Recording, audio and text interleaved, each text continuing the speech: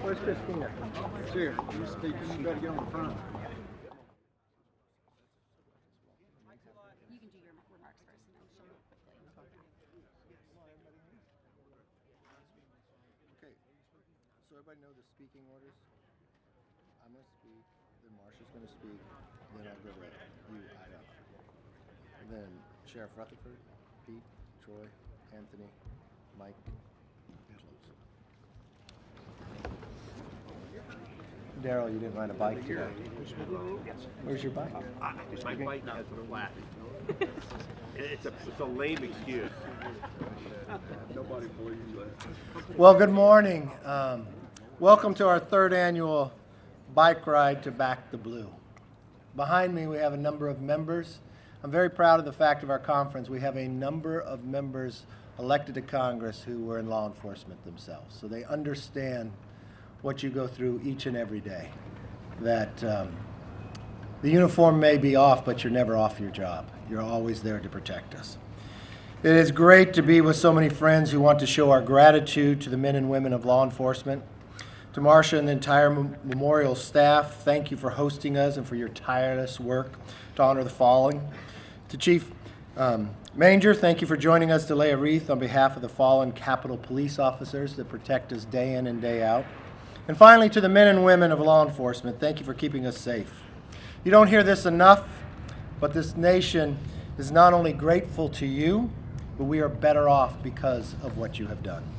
This year, as in previous years, we gather here to renew our commitment to the heroes who keep us safe. We want to pay tribute to the men and women who gave their lives to protect and to serve. They may be gone, but we want to make sure that they are never forgotten. Around me are the names of 23,000 heroes going back to the founding of our nation. This year alone, 556 new names from across the country have been added to this roll call in their honor. Behind every name of this memorial is a story of a family, of a community that has been changed forever. Each is worthy, but always remembered. I personally remember Philip Campus, an individual from my hometown of Bakersfield in Kern County.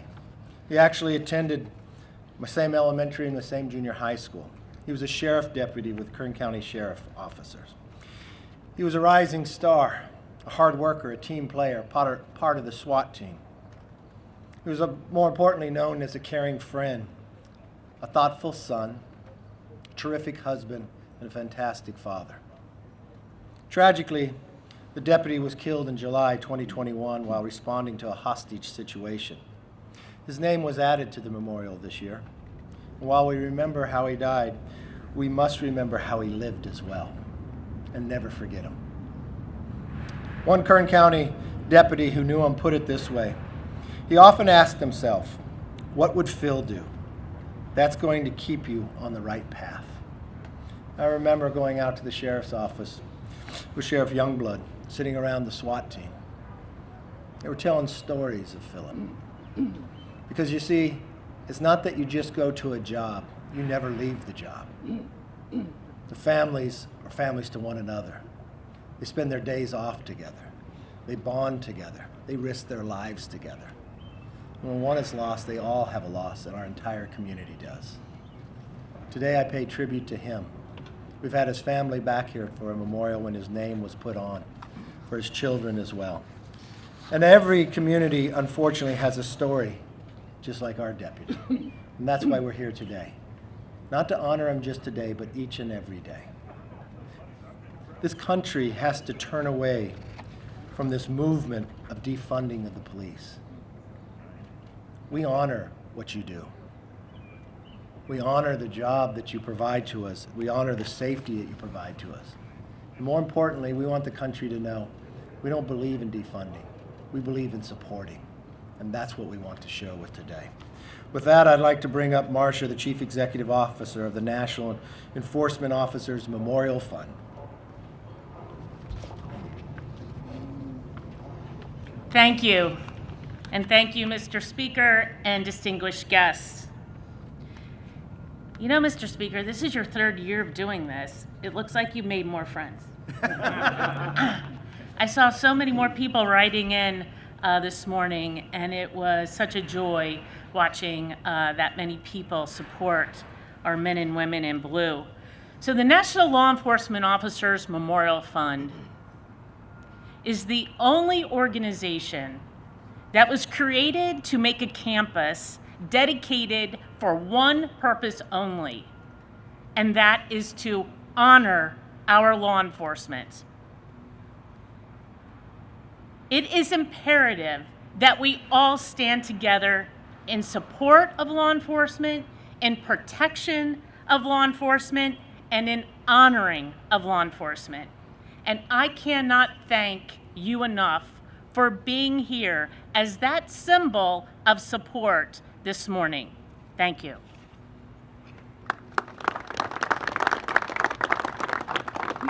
Thank you for all the work that you do. Now let's bring up our chair, Chair Elise Stefanik. Thank you, Mr. Speaker. On behalf of the House Republican Conference, this is our opportunity to say thank you. Thank you to your family members, your husbands and wives, your kids, your parents. We know that you put your lives on the line every single day, 24/7. And across this great nation, we proudly support our law enforcement. As the Speaker talked about, every single one of us from every congressional district in America has a story to tell about a law enforcement officer who dedicated their lives, laid down their lives in the line of duty. I think of Tim Pratt, New York State trooper who lost his life when he was responding to a highway incident. I had the distinct honor of inviting his adult daughter as my guest at State of the Union. We are here today to thank you, to show our support, and we will do everything in our power to continue backing the blue. And I'm so proud that so many members of our conference have distinguished law enforcement backgrounds. And I'm so honored to turn it over to one of those law enforcement heroes, Sheriff John Rutherford from Florida. Thank you, Madam Chair. As a law enforcement officer, my fundamental duty is to serve mankind, to safeguard lives and property, to protect the innocent against deception, the weak against oppression or intimidation, and the peaceful against violence and disorder, and to respect the constitutional rights of all men to liberty, equality, and justice.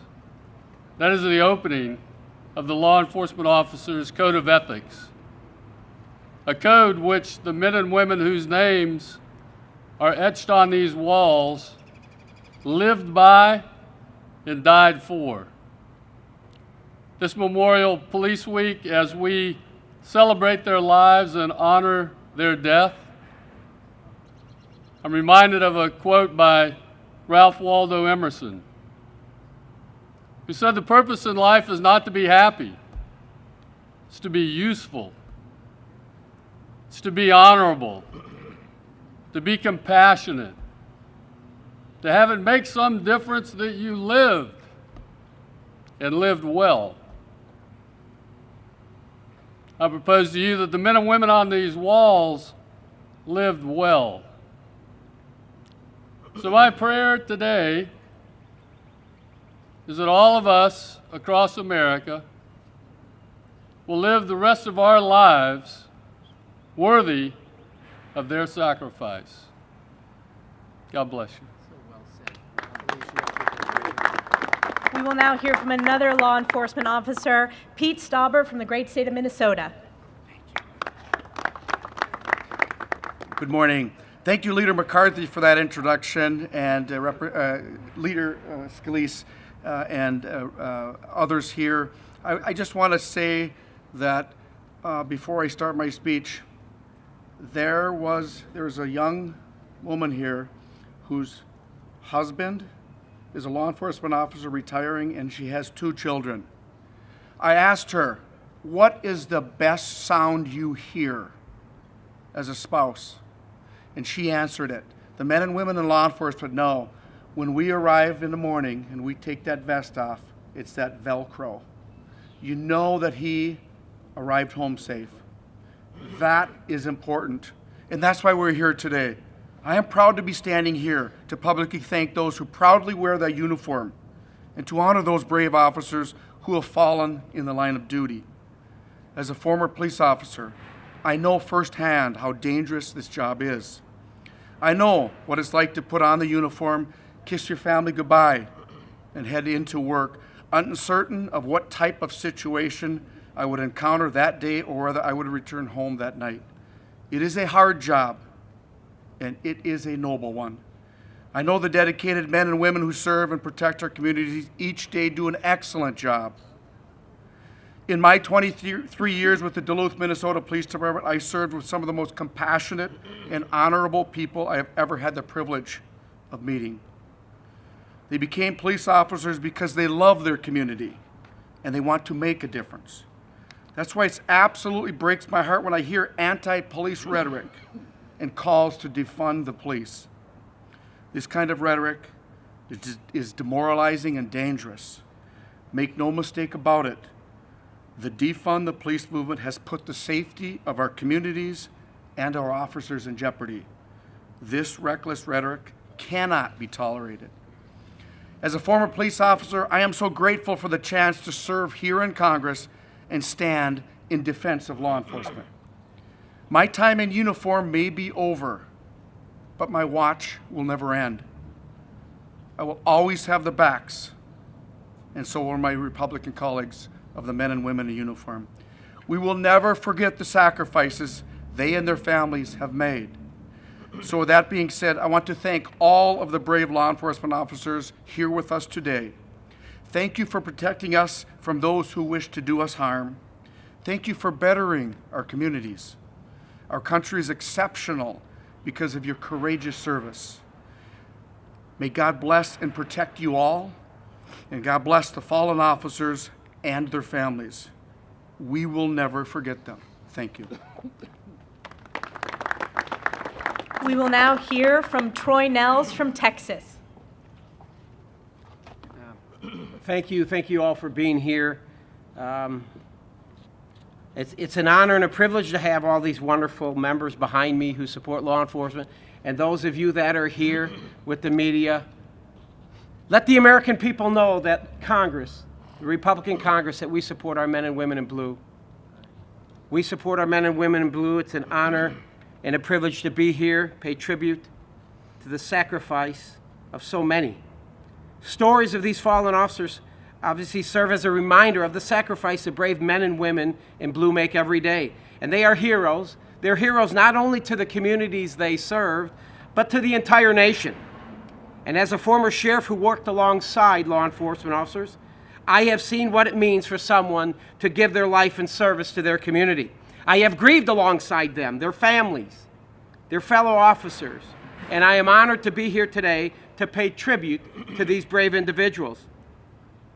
Today I want to honor Deputy Katie Lisling, who died in western Wisconsin this past weekend during a traffic stop. 29 years old. 29 years old. God bless Kate Leslie and her family. She's laid to rest tomorrow. And why?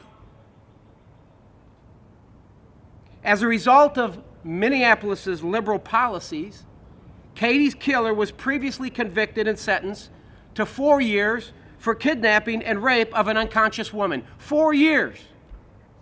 Prison. Of course, then what do? They let him out. Let him out on supervised probation, parole. And what happens just a few years after his release? He travels into Wisconsin, 20 minutes or so, crosses the state lines, and what does he do? He takes Katie's life. These liberal cities' soft on crime policies are sweeping their way into rural America and into our communities, and it must stop. We must hold them accountable. And if we continue to have a political party that stands with the defund the police movement and soft on crime policies, this country is going to see more officers die. And this is why I'm proud to support the resolution condemning efforts to defund or dismantle law enforcement agencies, which House Judiciary Republicans passed yesterday, along with many other pro-police bills. Assaults on our law enforcement must come to an end. It's got to stop. And my colleagues and I are here today. We will never, ever stop backing the blue. Deputy Kate Lisling, may God bless you May God bless you, your family.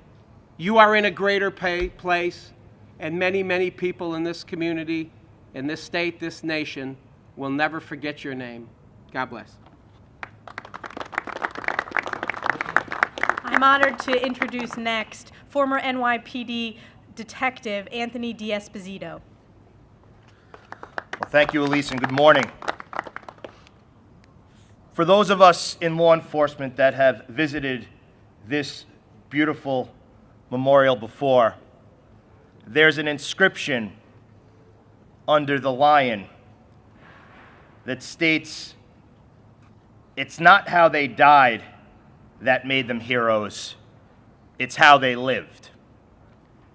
And that's what we need to focus on, not only during Police Week, but all the time. And I reflect back on individuals from my district.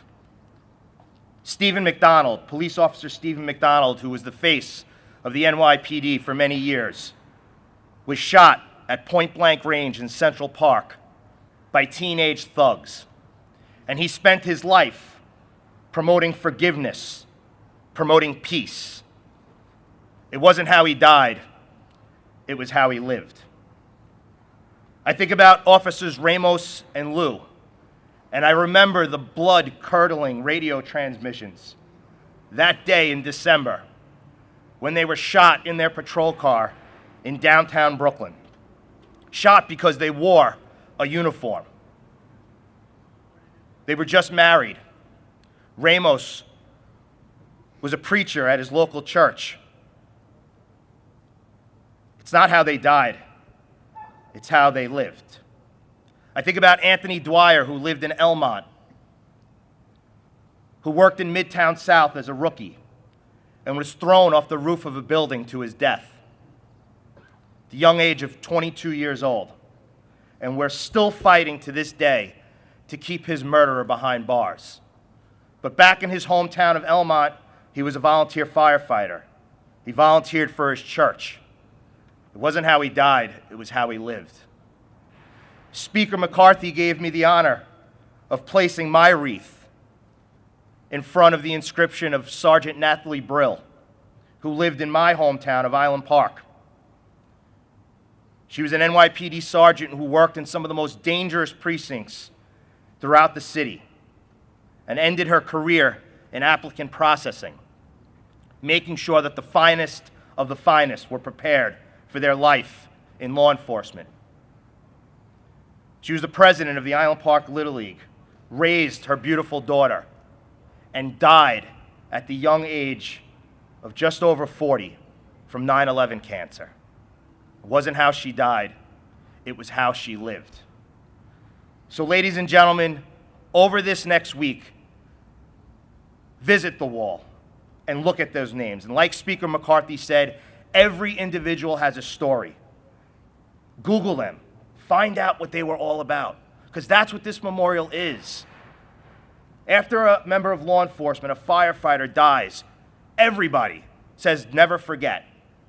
But you know what? Many do. But you know who doesn't? The people standing with me. You know who doesn't? Speaker McCarthy, who said, you know what? This is the third year in a row. It's going to be bigger and better than ever. And we are going to ride through the streets of our nation's capital and let everyone know, regardless of political party, regardless of where you're from, regardless of what department you represent, we are going to let them know that the Republican Conference backs the blue, that the Republican Conference stands with law enforcement, and that we will be the loudest voice echoing from corner to corner of this nation, making sure that every person that wears the uniform knows that they have individuals that have their back in the halls of the United States Congress. So thank you so much for being here. God bless you all. God bless America. And God bless police officers everywhere in this nation. Good job. We will now hear from Sheriff Mike Ezel from Mississippi, one of my good friends who I'm honored to introduce. Thank you. Thank you, Elise, and thank you, Speaker McCarthy, and thank you for all that have come out today to remember our fallen law enforcement officers. As a second-generation law enforcement officer, I never dreamed of doing anything else but being a police officer like my dad. I spent 42 years in police service, and I have seen it all. I thought I had seen it all until I started seeing the attacks on our law enforcement officers from across the nation in these liberal cities, the attacks on these officers and their families because they stood up and were doing the right thing. I'm telling you that today is a day that it stops, and I want our law enforcement officers to know that we have some good news for you, because we've got a Speaker of the House and a leader in this House and the leaders in the Republican conference that are standing up for you and fighting for you every day. Know that we will not stop, we will not rest, we will not forget, we will not stop fighting for our law enforcement officers. It's a calling, it's a blessing, it's something that we love to get up and do every day, and I can assure you, we got you back. Thank you very much. As you see, we have a number of members that served in law enforcement, some who are prosecutors as well, but it is so great to have the addition of the new ones. To have a New York detective in Anthony D'Espejito, just his words, which you heard. It came directly from the heart. It's not how they died, it's how they lived. Every day that's on our minds when we're in Congress. I hope you see it through our legislation. I hope you see it through our actions. More importantly, I hope you see the change in this country with the change in Congress. With that, we could open it up for questions. Yes, sir. Thank you, Speaker McCarthy. With this event, I would be remiss if I didn't ask, why have you not put forth a select committee to investigate the 2020 riots? Do you plan to do so, especially given the more than $1 billion in damage and the likelihood of future riots? And my second question is, what was your reaction to the CNN town hall with former President Trump last night, where he said he would be fine with the country defaulting, denied that he lost the 2020 election, mocked E. Jean Carroll, and wouldn't say whether he'd support Ukraine, and called Putin a war criminal?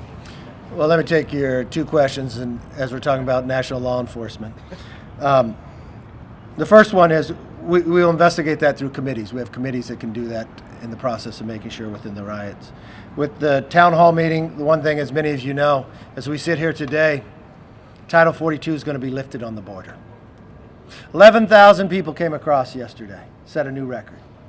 4.5 million have come across since President Biden has taken office. When he's lifted the actions of the last administration and the administration before that. We've watched fentanyl rise, killing our youth, being the #1 killer of those between the ages of 18 and 45. We watched just in the month of February of this year, more people were caught on the terrorist watch list in 1 month than were caught in the entire 4 years of the last administration. Just as this President Biden would ignore the problems of the debt ceiling, of the border, this conference has not. We raised the debt ceiling, but also curbed the rise of inflation. We've watched the inflation Democrats spend $6 trillion and harm every single family. For those in uniform who come home and their paycheck does not go as far, but they still risk their lives because the inflation Democrats have brought it here.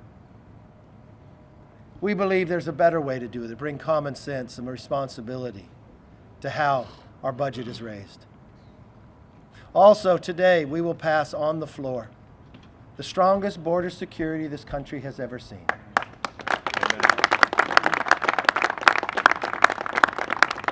We are the most generous nation in the world. 1 million new Americans will be sworn in this year. Same thing as next year or not. We believe in legal immigration. We believe the strength of this nation is the rule of law. But when you break the rule of law, you break down society. We've watched it time and again when they wouldn't uphold the law and these liberal judges and liberal movements in Congress. We believe in changing all that. We will not ignore the tough issues that this country has. We will study them, we'll propose, and we'll give solutions, just as we will today. Next question, yes. Democrats have been defunding the police, leaving communities vulnerable, leaving other officers in those departments vulnerable, while they're surrounding themselves with armed guards that Americans, most middle class, obviously lower class Americans, can't afford. What should Americans glean from that? Well, I want to turn it over to a congressman that actually wore the uniform as well in New York, that understands it firsthand of what the city looks like today. Anthony? Sure. Well, thanks, Speaker. I think the message is very clear. The Democrats some of our colleagues who have called for the defunding of police, but then spend thousands upon thousands of dollars for private security because they don't feel safe.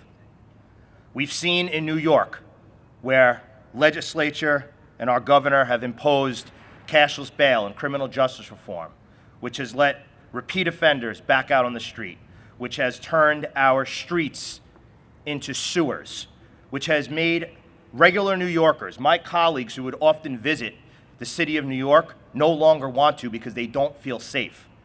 When I was campaigning on Long Island, people were coming up onto the Long Island Railroad platform with scooters to bring into New York City. Why? Because they were too afraid to ride the subway that they've been riding for decades upon decades. So I think what our message, or my message, is to Democrats is to look at themselves in the mirror and understand that law enforcement, men and women who wear the uniform in every community, in every city that is represented here, they stand the line between good and evil. And we will never defund them. What we are going to do is make sure that they have every resource possible to do their job, to protect us, to protect themselves, and to keep our community safe. Thank you, Speaker. And we want you to see the difference of a new Congress. In our first weeks, we watched the city of the District of Columbia try to decriminalize every single crime, even down to murder.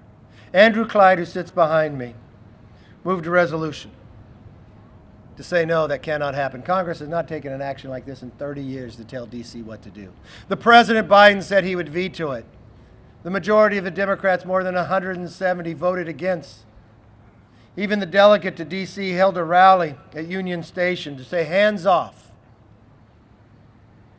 While she held a rally, a carjacking took place. We watched the fear of what has transpired. But you know what? We didn't care what the president said. We knew what the people cared about in our nation. And at the end of the day, when it got to the Senate, the other realized our policy was right. I believe that was his first bill signing into law from Andrew Clyde. So we not only say we'll stand with you, we show by our actions. And I think the country supports that and is behind that as well. Yes, ma'am. What other bills are you looking at to bring to the floor of the Republican caucus to protect law enforcement in the next several months? Is there anything on the table? We have a number of them. I'll even let Andrew Clyde come up because he just had another one as well. Thank you, Mr. Speaker, and thank you, Elise. HJ Res 42 that affects this very city. The City Council passed it. It is an anti-police bill, and we passed HJ Res 42 in the House with 14 Democrats, so it passed in a bipartisan manner. It is going before the Senate next week, and right now I call upon the senators to pass it as well and send it to President Biden, because that particular bill will protect the police, the Metro DC Police Department. They have seen over 1,100 officers leave because that particular bill, under temporary measures, has been in place for the last 2.5 years. It has caused 1,100 officers to leave. They're voting with their feet. They're leaving because they don't have the support of the Washington, D.C. City Council. But they will have the support of this Congress. They have the Republican support. Now I call on the Senate to support it as well and send it to President Biden's desk. Thank you. And when you talk about security and safety and police officers and prosecutors across this nation, what we're doing today is one of the biggest things. We're going to move to stop the fentanyl coming across our borders. That every community in America is now a border city. The security and safety of those cities across this nation will take one of the strongest bills across. Next week, especially with National Police Week, there'll be a number of bills coming as well. I thank you for turning out today. I thank you for this opportunity. But more importantly, for every officer, I thank you for the job you have done and the job you'll do in the future. Thank you, God bless.